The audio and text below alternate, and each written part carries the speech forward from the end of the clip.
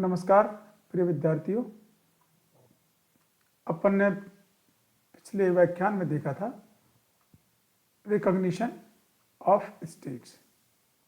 इसके संदर्भ में अपन ने लगभग जो चर्चा करी थी उसको अपन आगे बढ़ाते हुए देखते हैं कि रिकॉग्निशन के बारे में कि रिकॉग्निशन की मान्यता के प्रकार क्या क्या हैं। द फॉर्म्स ऑफ रिकॉग्निशन की मान्यता के प्रकार कौन कौन से हैं और उनका क्या अर्थ है।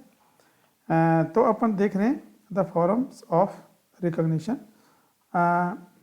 इसमें किसी भी नए राज्य को मान्यता देने के तरीकों के आधार पर हम मान्यता के विभिन्न रूपों का उल्लेख कर सकते हैं। पहला है ध्वनित और स्पष्ट मान्यता। जब एक राज्य विभिन्न राजनीतिक कारणों से किसी नए राज्य को स्पष्ट रूप से मान्यता प्रदान नहीं करता किंतु इस प्रकार व्यवहार करता है जिससे यह प्रतीत हो कि उसने संबंधित सत्ता को मान्यता प्रदान कर दी है, तो इसे ध्वनित मान्यता कहा जाता है। यानी कि वो यथार्थ में तो उसको मान्यता प्रदान नहीं करता, लेकिन उसके व्यवहार से और उसके संबंधों से ऐसा महसूस होता है कि उसने मान्यता प्रदान कर दी है। जैसे द्विपक्षीय जो समझौते होते हैं, जो संधियाँ होती हैं, जो द्वैत संबंधों की स्थापना होती है और वाणिज्य दूतों का जो आदान प्रदान होता है, ये कुछ ऐसे ही व्यवहार हैं जो ध्वनित मान्यता के प्रतीक कहे जा सकते हैं।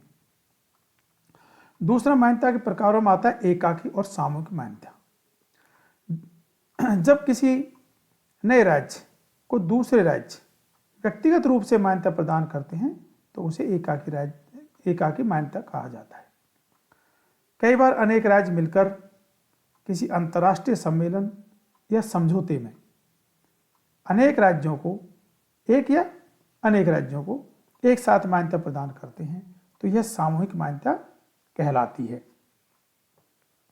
तीसरा मान्यता का जो प्रकार आता है वह है अति क्षिप्र मान्यता।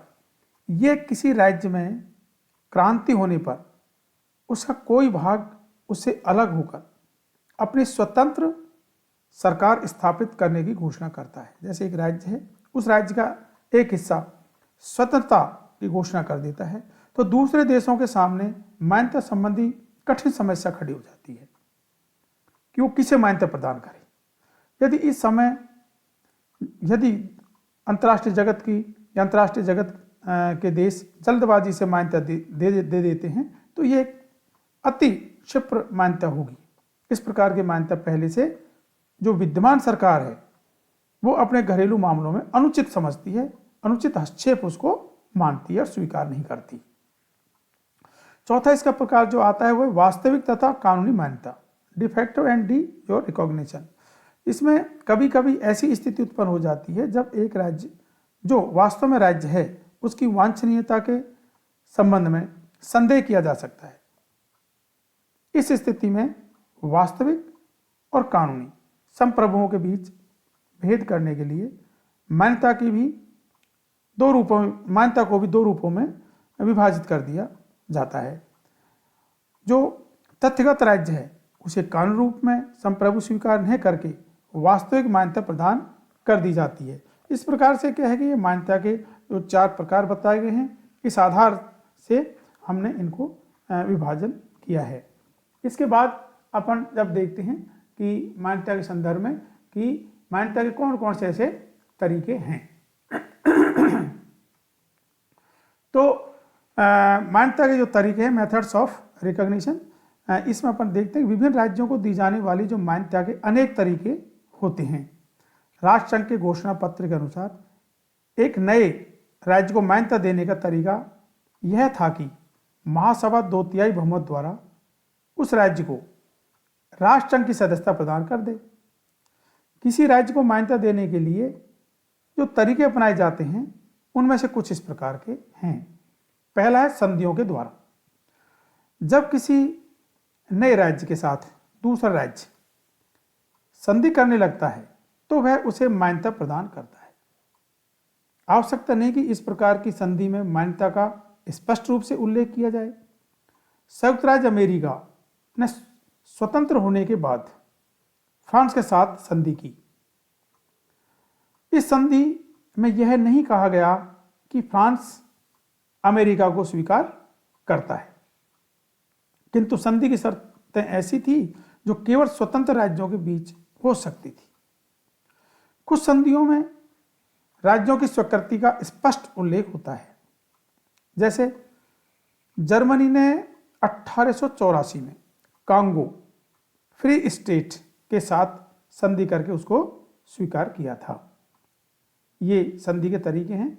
दूसरा जो मान्यता के जो तरीके हैं उनमें आता है संयुक्त राष्ट्र संघ की सदस्यता। राष्ट्र संघ की भांति संयुक्त राष्ट्र संघ भी नए राज्यों को अपना सदस्य बनाकर उन्हें मान्यता प्रदान करता है। उदाहरण के लिए हम देख सकते हैं कि कनाडा जैसे ब्रिटिश डोमिनियनों को संयुक्त राष्ट्र संघ की सदस्यता मान्यता प्राप्त हुई। मान्यता का यह सामूहिक तरीका है। इसके बाद व्यक्तिगत रूप से अलग अलग राज्यों द्वारा मान्यता प्रदान करने का प्रश्न नहीं उठता। ये सामूहिक तरीका होता है। जो तीसरा मान्यता के जो तरीकों में आता है वो है द्वैत संबंध द्वारा। जब किसी नए राज्य के साथ दूसरे राज्य अपना द्वैत संबंध स्थापित कर लेते हैं अथवा किसी नई राजनीतिक सत्ता के साथ अपने दूतों, जो एम्बेसडर होते हैं, राजदूत होते हैं, जो राजनयिक होते हैं और राजनयिक प्रतिनिधियों का आदान प्रदान करते हैं, तो यह समझ लिया जाता है कि नए राज्य को मान्यता प्रदान की गई है, क्योंकि द्वैत संबंध मान्य राज्यों के बीच ही स्थापित होते हैं। चौथा जो मान्यता के तरीकों में आता है वह है एक पक्षीय घोषणा। कभी कभी एक राज्य की सरकार दूसरे राज्य या दूसरे नए राज्य की एक पक्षीय घोषणा द्वारा भी स्वीकार कर लेते हैं। यानी कि जो कभी कभार ऐसा होता है कि एक राज्य की जो सरकार होती है वह दूसरा जो नया राज्य है को एक पक्षीय घोषणा द्वारा भी स्वीकार कर लेता है। एक पक्षीय वो खुद ही घोषणा कर देता है।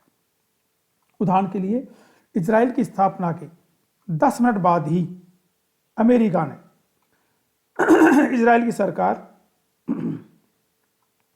को एक तरह से घोषणा के द्वारा स्वीकार कर लिया था। अर्थात इजराइल की स्थापना के लगभग 10-15 मिनट बाद ही अमेरिकी सरकार ने उसे एक घोषणा के द्वारा इजराइल को स्वीकार कर लिया था, इजराइल की सरकार को स्वीकार कर लिया था। पांचवा जो मान्यता के तरीकों में आता है वह सामूहिक घोषणा। जब एक नए राज्य को मान्यता प्रदान करने के इच्छुक कई राज्य होते हैं तो वे एक साथ मिलकर घोषणा करते हैं। जो इच्छुक जो देश हैं वो आपस में वार्तालाप कर लेते हैं मान्यता देने के संदर्भ में, और वो एक साथ ही मिल करके घोषणा कर देते हैं मान्यता के संदर्भ में। उदाहरण के तौर पर हम देख सकते हैं कि 24 जनवरी 1871 को जर्मन साम्राज्य को मान्यता प्रदान करने के लिए एक साथ ब्रिटेन, फ्रांस, इटली, रूस और भी कुछ देश ने ये कुछ राज्यों ने एक प्रोटोकॉल पर हस्ताक्षर किए और घोषणा कर दी और एक तरह से वो मान्यता प्रदान कर दी जर्मन साम्राज्य को। अगला जो मान्यता के जो तरीकों में आता है, जो लास्ट है, अंतर्राष्ट्रीय सम्मेलन में प्रवेश। कभी कभी नए राज्यों को इसलिए मान्यता दे दी गई कि उन्होंने महत्वपूर्ण अंतर्राष्ट्रीय सम्मेलन में भाग लिया था। महत्वपूर्ण अंतर्राष्ट्रीय सम्मेलन में भाग लेने का मतलब है कि इन महत्वपूर्ण अंतर्राष्ट्रीय सम्मेलनों में वही देश भाग ले सकता है जो संपूर्ण प्रभुत्व संपन्न हो और अंतर्राष्ट्रीय जगत की समस्त एक स्वतंत्र देश के रूप में शर्तों को पूरा करता हो, अंतर्राष्ट्रीय कानूनों को स्वीकार करता हो और यूएनओ के समस्त दायित्वों को पूरा करता हो। उदाहरण के तौर पर अपन ये देख सकते हैं कि पोलैंड और चेकोस्लोवाकिया पेरिस सम्मेलन में भाग लेने और वार्सा की संधि पर हस्ताक्षर करने के कारण ही राज्य मान ली गई थी। ये हमारा जो रिकॉग्निशन के संदर्भ में जो हमारा चैप्टर है वो प्रिय छात्र छात्राओं पूरा हुआ। धन्यवाद।